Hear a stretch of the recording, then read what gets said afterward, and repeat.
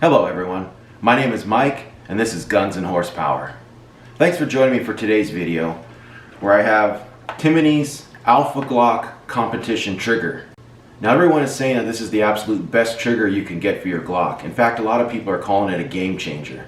As soon as I found out about it, I went online and tried to order one right away, but they're just unavailable. They're sold out or on back order just about everywhere. Very hard to get one of these. So I decided to check Timney's website and they had it available. So I picked it up. It was $158 with shipping. It took a little bit under 2 weeks to arrive. Now I've had this for a little while now. I just haven't had the time to install it. Now it's listed as being for Gen 3 and Gen 4 Glocks. Well, I have a Gen 2 Glock 22 here that I want to install it in. The frame has some differences on the Gen 2 versus the Gen 3 and 4, but it still has the same 2-pin setup as the Gen 3s and 4s versus the Gen 1 that only has a 1-pin setup. So I thought that the trigger should still work. But just to make sure, I contacted Timney's technical support and they told me it will indeed fit. I'll just have to use the red spring supplied in the kit instead of the silver one. Now Glocks are a great pistol, but I've always felt that their trigger was their main weakness. The stock Glock trigger is just very sloppy and unpredictable.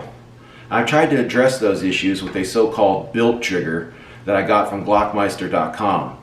It definitely has a lighter pull and a very crisp break, but there's just a lot of friction in the trigger travel.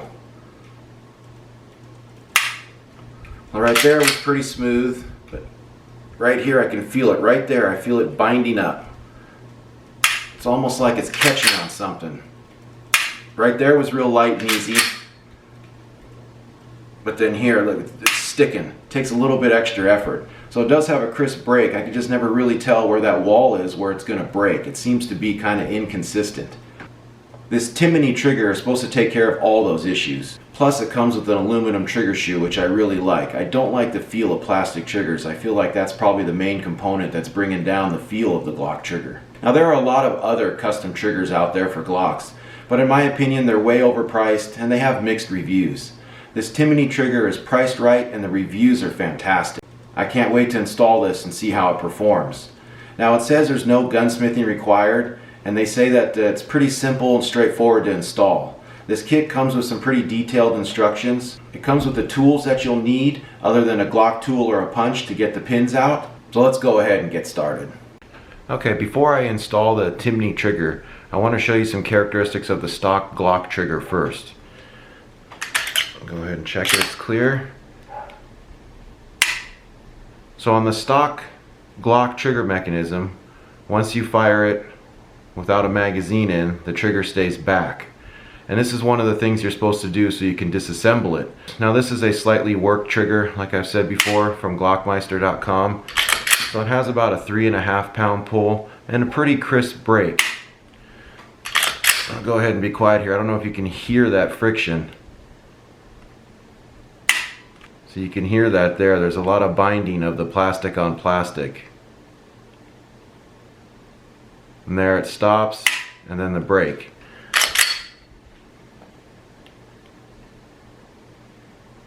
That almost felt like I had double stops. So it's just a bit inconsistent. And like I said, a lot of friction. I mean, you can hear it. And one other thing with this trigger, and try to show you here, no matter how slow and controlled I try to pull the trigger, the front of the gun just always moves just a little bit right when that pin drops. See that?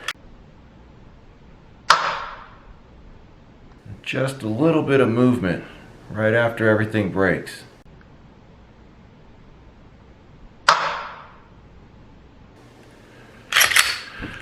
Now let's go ahead and disassemble this, install the Timney, and compare the two. So the first thing you're going to do, rack it, pull it, and we'll go ahead and disassemble. Get the slide off, these 2 pins, and then there's 1 pin back here. There you go, you can see it there. So those 2 pins, and then this pin back here to get the whole trigger mechanism out. Start with this one.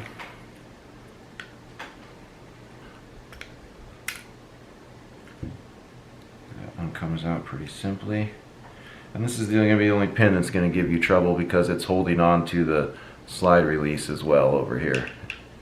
And there's a little bit of a spring there, but sometimes it gets caught. There we go.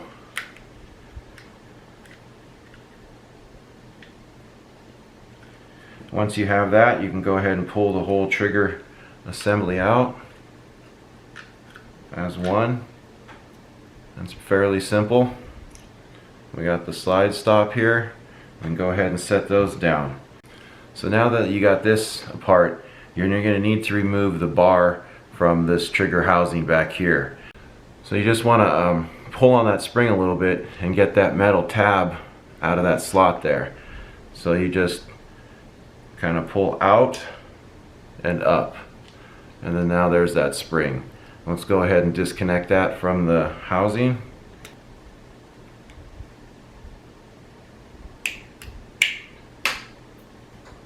There we go. We got the spring out, and we're going to end up using this housing.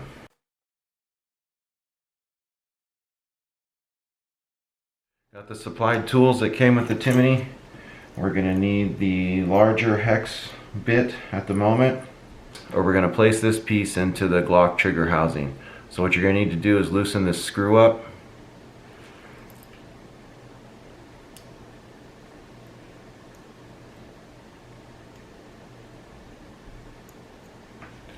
You're going to pull it up about that far. Take the trigger housing,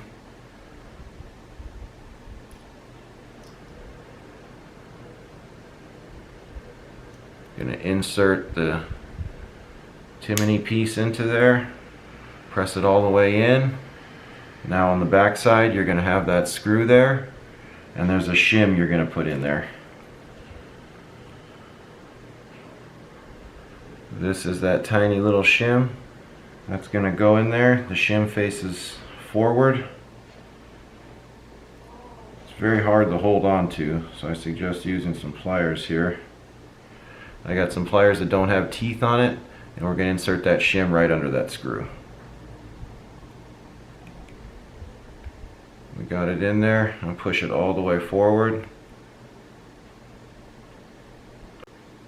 Now that we have the shim installed under the screw, let's go ahead and tighten it down.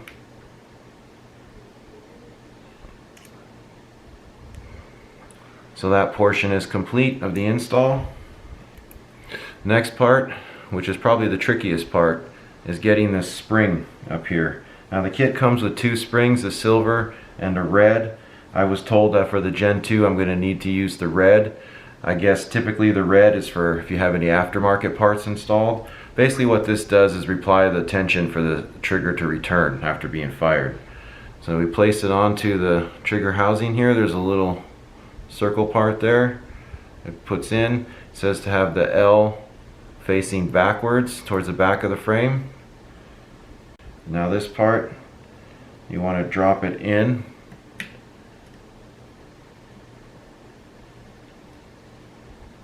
Like so. Now's about the time you're going to want to put this piece in. And get it. You slide that metal bar into that space.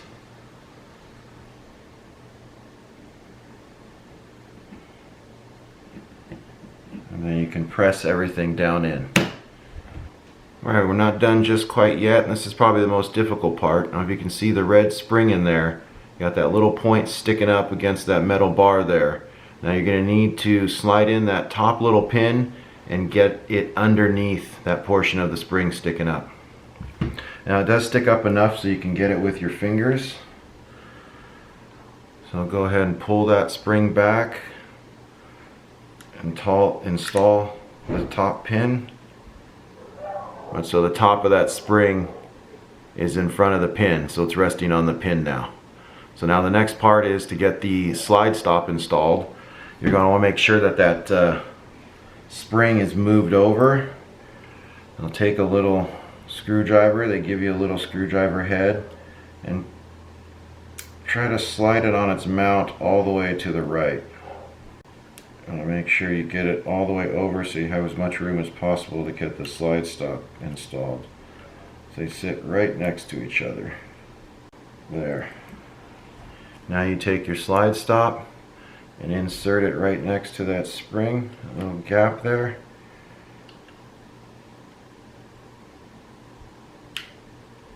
And then you can install your pin.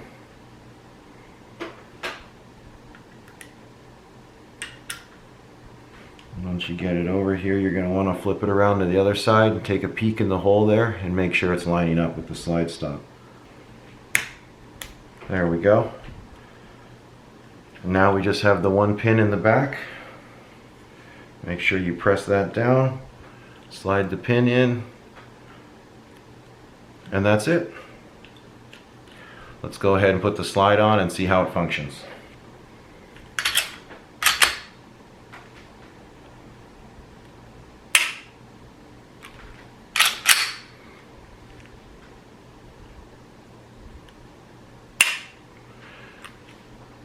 Very smooth. You don't hear any binding. Very crisp, clean break. Very light pull. It says it's supposed to be around 3 pounds. I feel it's probably just about right there. Like I said, my previous trigger was about 3.5 pounds. This is definitely lighter. But that break is crisp and clean, and there's no friction leading all the way up. If you noticed before with the old trigger I had in here, the factory Glock style, there was a lot of creaking. You can hear the plastic kind of sliding and binding. All you get is a little bit of that spring noise. Very crisp, very clean pull. Now let's see if it reduced any of that flip in the front. Try to hold it as steady as I can for you. I don't know if you noticed that, but there's absolutely no movement now when the pin drops. There you go. So completely eliminated that movement in the front of the gun.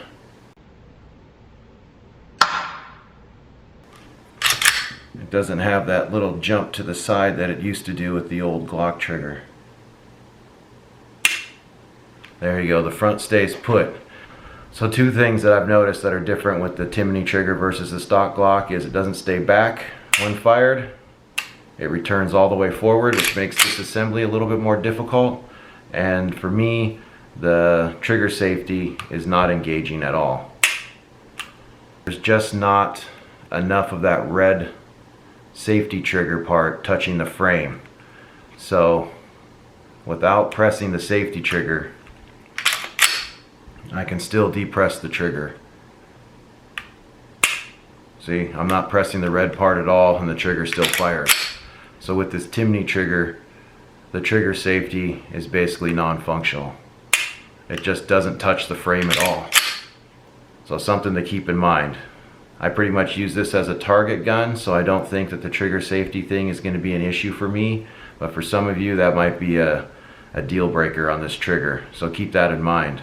The trigger is extremely crisp, very smooth, and that break is like nothing I've ever felt on a Glock before. You can tell right there is the wall, it stops, it's hard, and then bam, crisp, clean, predictable break every single time.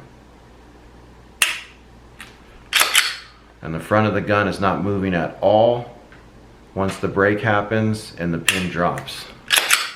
Now this is the Gen 2 Glock. The trigger's labeled as being for Gen 3 or 4. So far as I can tell, it functions fine, but like I said, it doesn't stay back when fired, it returns forward, which makes disassembly a little bit more difficult. And the red safety is not engaging anything. So I don't know if that's because this is a Gen 2 and maybe the opening is a little larger up here. It could be different in 3s and 4s, but beware. Well, that's how you install Timney's Alpha Glock trigger. It's a pretty simple installation and the trigger feels great. Nice smooth travel and a crisp, clean break right at around 3 pounds. I can't wait to get this out on the range and test it out. See what kind of difference it makes in performance. But the trigger feels awesome and the installation was pretty simple. Well, now that you're going to need an extra hand to take the gun apart, since the trigger doesn't stay back, it springs forward. Here's the method that I came up with. Rack it, you press the trigger, keep the trigger pressed down. And what I do is I just push the barrel or slide up against the edge of the table while I work the takedown pins. So just like that. I wish Timney would have made note of that difference. Would have saved me a lot of time. Shout out to Johnny Glocks out there for pointing out that difference, so I didn't think something was wrong with the trigger. I contacted Timney's technical support over it, and I didn't get a clear answer. But watching one of his videos, it pointed out that that is a difference, so I wasn't concerned with the trigger not functioning correctly. And one other thing is, I recommend that you lube the portion back here where the trigger bar comes in contact with the trigger housing. Everything works a little better once it's lubed up. I use and recommend TW25B. Been using it for years and it works fantastic. But whatever your favorite gun lube is, just make sure you get some back there where those metal points contact the trigger housing. It'll definitely help smooth things up a bit. Well, that's it for today's video. Please like this video, smash that subscribe button, and browse my channel for my other content. Thanks again for watching.